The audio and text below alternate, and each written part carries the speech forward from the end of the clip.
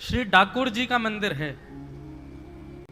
डाकोर जी में द्वारिकाधीश विराजते हैं, अहमदाबाद के पास। द्वारिकापुरी में द्वारिकाधीश अलग है, डाकोर जी के द्वारिकाधीश रण छोड़ रहा है प्रभु। वो रण छोड़ रहा है प्रभु जो अब डाकोर जी में विराजते हैं, वो पहले द्वारिकाधीश मंदिर में रहते थे। और ये रामदास बोढ़ाना जी जो हैं, ये हर एकादशी पर जाते थे और हर एकादशी पर जाकर के दिन भर अन्न नहीं पाते थे, शाम को पहुंचते थे, पैदल चल के जाते थे डाकोर जी से, और शाम को पहुंच करके द्वारिकाधीश का दर्शन करके फिर रात भर जागरण करते थे, रात भर कीर्तन सुनाते थे ठाकुर जी को, और ठाकुर जी को कीर्तन सुना के सुबह होते ही मंगला दर्शन करके फिर निकल जाते थे। धीरे धीरे रामदास जी अब थोड़े वृद्ध हो गए, अब पैदल चल के आने में उनको दिक्कत होती थी बेचारे, जैसे तैसे, फिर भी अपना नियम नहीं तोड़ते थे, हर एकादशी पर जाते थे द्वारिकापुरी। मन में एक बार कभी चित्त में भाव आ जाता था कि ठाकुर जी अब हम बड़े वयोवृद्ध हो गए, मुझे तो बस ये है कि अंतिम श्वास तक मेरे आपके एकादशी के दर्शन का नियम ना टूटे। ठाकुर जी को पता चल गई थी भैया अब ये इतने वयोवृद्ध हो गए, अब ज्यादा इनसे आना जाना होगा नहीं, क्या करें। वर्षों से चली आ रही मंदिर की सेवा को ठाकुर जी त्यागने को तैयार हो गए। रामदास बोढ़ाना आए और रात्रि जैसे ही जागरण करने लगे तो नेत्र बंद करके जागरण कर रहे थे, उनके चित्त में अपने आप ठाकुर जी मानो ऐसे दिखने लगे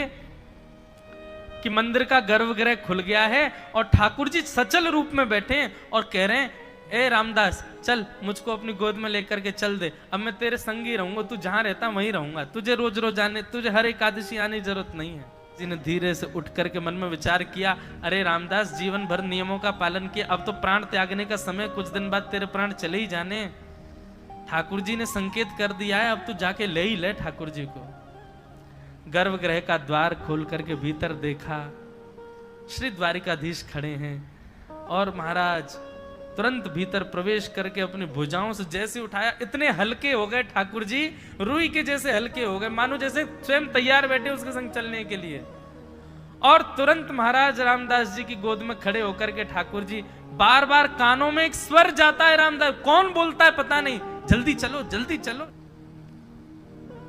और रामदास बोढ़ाना जी अपनी बैलगाड़ी में लेकर के श्री द्वारिकाधीश को डाकोर जी पधार के। बीच में लीला भी हुई, पुजारियों ने पकड़ लिया था इनको।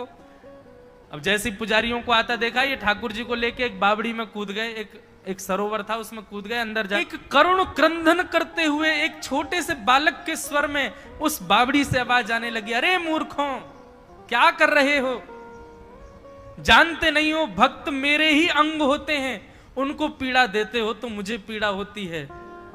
जब ये स्वर सुना, दौड़ करके पुजारियों ने जैसी बावड़ी में देखा तो बावड़ी में जो जल था उसका जल रक्त के रंग का हो गया था। पुजारियों ने कहा, अरे भैया ये बोढ़ाना जी नहीं लेके जा रहे हैं, ठाकुर जी इनके साथ जा रहे हैं, छोड़ दो। प्रणाम करके पुजारी सब वापस लौट गए। नीचे जाकर के देखा तो जहां जहां श्री रामदास जी को चोट लगी थी वहां वहां ठाकुर जी के अंग पर भी दर्शन हो रहा था क्षोभ का,